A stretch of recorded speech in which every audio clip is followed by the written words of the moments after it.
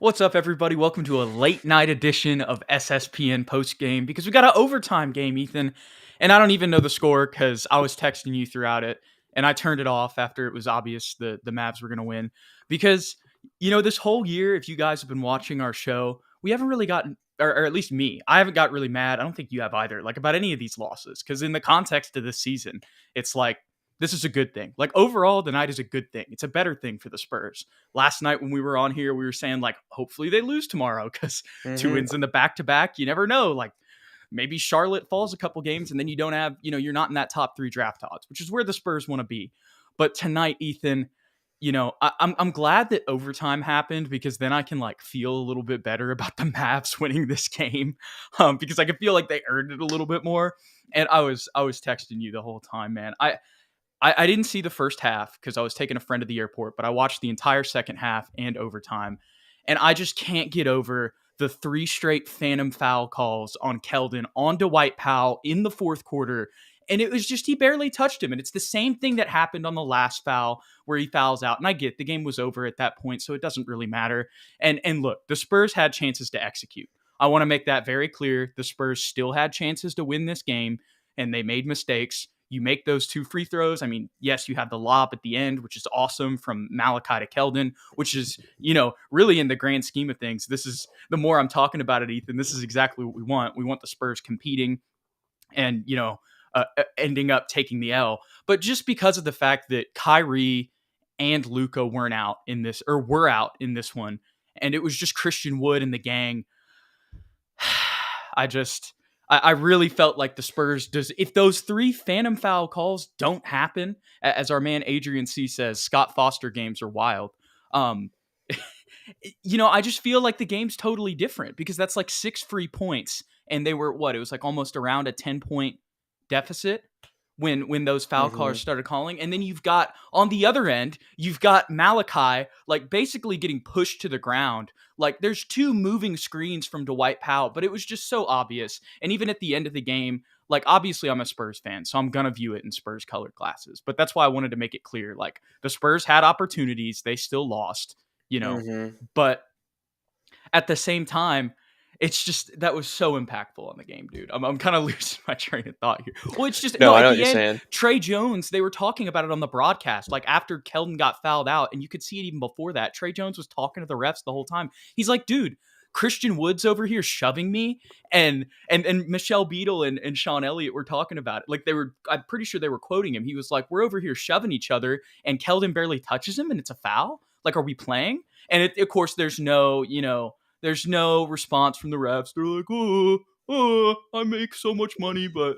And it's just, I don't know. To me, I'm not trying to be conspiracy theorist here. The Spurs definitely lost, but I think there was an obvious sway on the officiating in the fourth quarter. And if you watch the game, I think you kind of at least get where I'm coming from, even if you don't agree with me. And on top of that, when you consider that Luka Doncic and Kyrie Irving are going to make the NBA a lot of money in the playoffs, and I know a lot of people might not like me saying this, but like when you consider how valuable that is, it was just like, it's obvious what they're doing here. I know that I look like the tinfoil hat guy saying that, but that was so bad, dude. It was just like these guys, they tried so hard tonight, and they actually had a chance because it was, Luka and Kyrie were out. So I felt like they worked really hard and then kind of got punished in the end for something that was out of their control. And I'm glad Edward believes also that our young guys got hosed by the officials tonight. So that's my rant. Ethan, you could probably tell from the text I was sending you. No, for sure. It definitely felt one-sided, especially in that second half, as far as officiating is concerned. But in general, it was just bad all night long. Like there were definitely some calls that went our way that were just blatantly false. And then to me, it felt like, in that first half, Christian Wood had 4 offensive fouls. Right, and they were clearly offensive fouls. Like they weren't like bad calls. Like were they on him? They were all on him. So that's where he got most of his. Okay, mm-hmm. It was like give me the full context. I only got the second half. He started with a charge, and then he had 3 illegal screens back to back to back. Like almost. Oh gosh, so the same thing as Keldon. Possession. Yeah, pretty much. And so he got sat early in that first half, and it felt like the refs were like, okay, let's let the Mavs play a little bit. I don't want Christian Wood to foul out. Let's make sure that we call a few on the Spurs. And then all of a Mm-hmm. sudden it was bing, bang, boom. Keldon's out of the game. Spurs lost all their momentum because, And Keldon couldn't play defense after those 3 fouls too. yes. That was the other thing. You effectively just, and it's like, okay, well, if he can't play defense against Christian Wood, of course Christian Wood's going to pull up and make the shots. Like, anyway. Yes. It didn't help that as much as I love Mamu, and I know we were talking about how he could possibly play small ball center last game, and I still think he can, but against a But Christian Wood who's 7 right. feet tall, like he's clearly outmatched. And we didn't have an answer Well, Christian without Wood's only Zach. 6'9". Is he really? I thought he was Yeah. 7 feet. No.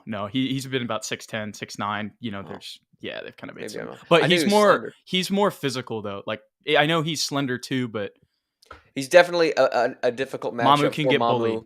Yes, and then Gorgie is just old, so like he's not a great mate. He's just too slow to guard a Christian Wood on the perimeter. And then we ended up putting Keldon on Seawood, and it Mm-hmm. still didn't matter. And poor Barlow's just not strong enough yet. I thought he gave a valiant effort. He played a good game tonight for 3 for sure. 5, 6 points, 4 boards, 2 steals.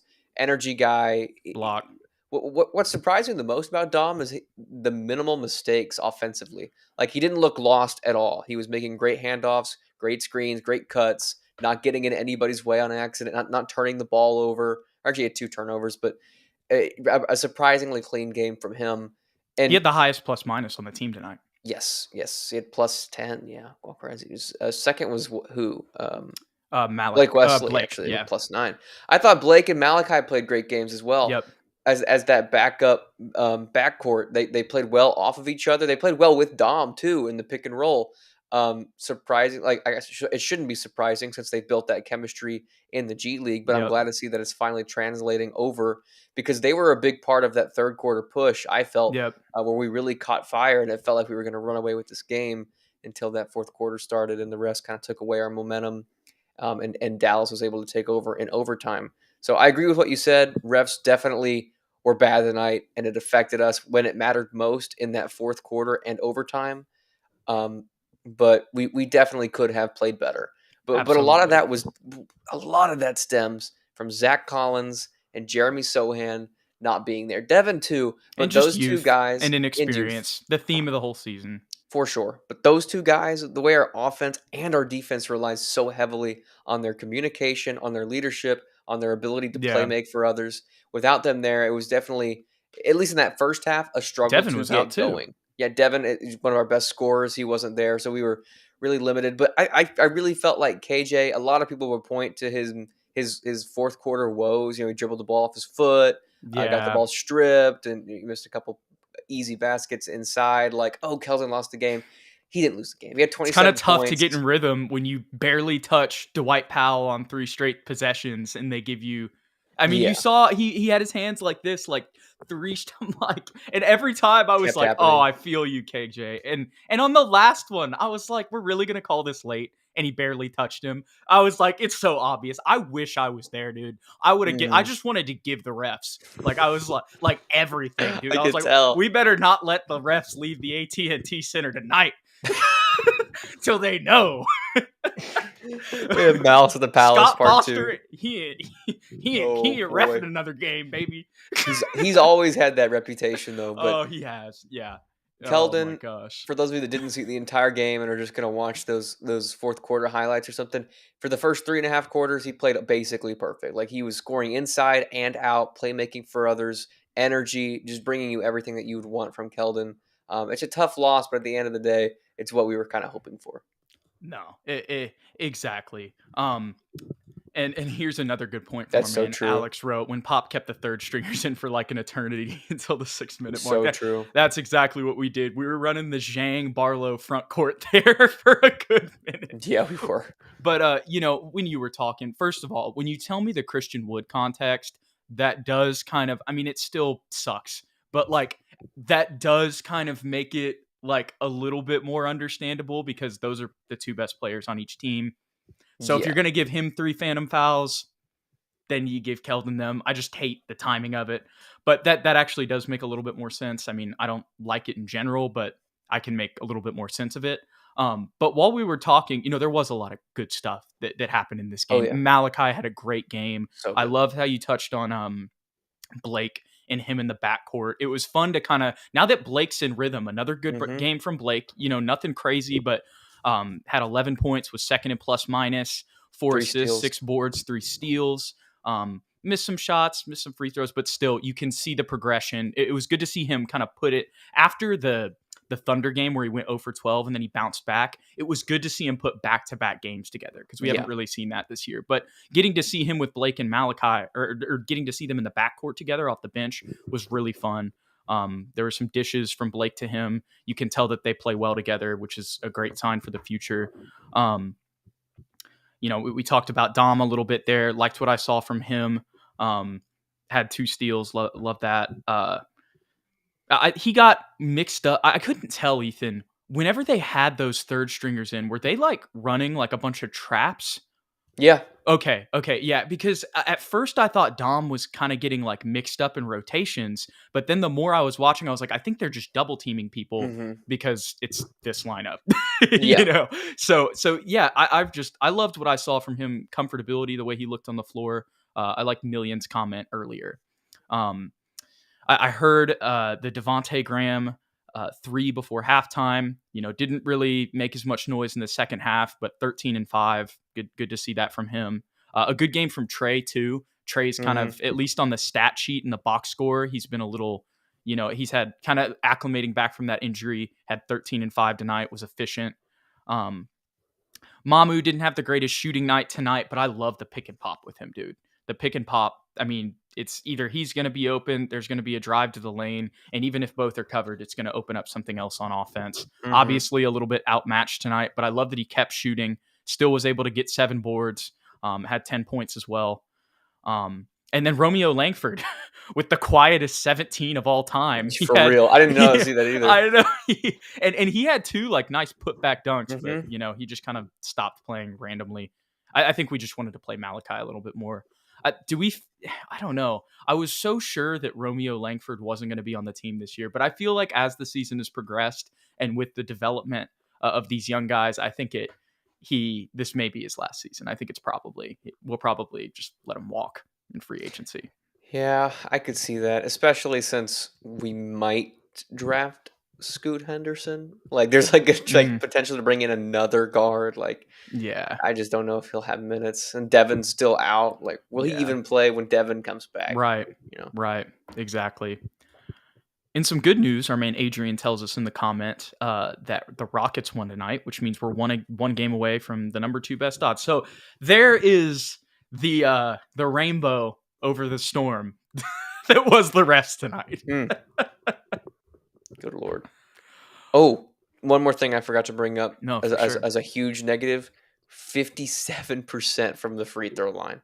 Like, how can we shoot 15 of 26? Like, it was a really rough night from pretty much everybody but Romeo and Malachi from the free throw line. So, and meanwhile, the Mavericks got 37 and went 32 from 37. They literally won the game at the free throw line tonight. Like that's why I'm frustrated with the refs. Also, I think they had 17 free throws in the fourth quarter. They had Jaden Hardy and Christian Wood had double-digit free throws. I mean, that's almost half their points. Well, that's almost half of Jaden Hardy's points, a little bit less than half. And another thing I want to point out, just to be objective here, you can't give up a lot of this has to do with free throws, but 1, 2, 3, 4, 5 guys had 20 plus tonight for the Mavs. On this Mavs team, you can't have that happen. Despite all the calls, if you give up 20 to 5 of these guys with Luka and Kyrie out, it's going to be really tough to win. For sure. But I do think that if we have at least just Zach Collins, I think that eliminates a lot of our... That is true. A lot of our woes tonight. Yeah. Our man Keith Young says, I'm not convinced Keldon is a starter on a championship squad. I mean, I feel like that's a reasonable thing. He's 22, 23 still. So, I mean, I wouldn't write him off yet. But I guess what I would say is tonight, like we were saying, Keldon didn't lose this game. Give him some time. Like, yeah. I think this is his first year as the star player. I still believe that potential is there. It's going to be, there's a lot more stuff that has to play out, but I think he's a starter on a championship team. That's kind of a low bar, though. Danny Green was a starter on a championship team. Like Boris Diaw was a starter on a championship team. Jay Crowder. I think probably what he's talking about more is like a star player, a star player in a championship team. I think he's like a third option, probably. Yeah. I guess what I would say is like, I wouldn't close the door on that just yet. All he's done this season He's is just so play young. above his expectations, in my eyes. Mm-hmm. The 3-point, yeah, he has.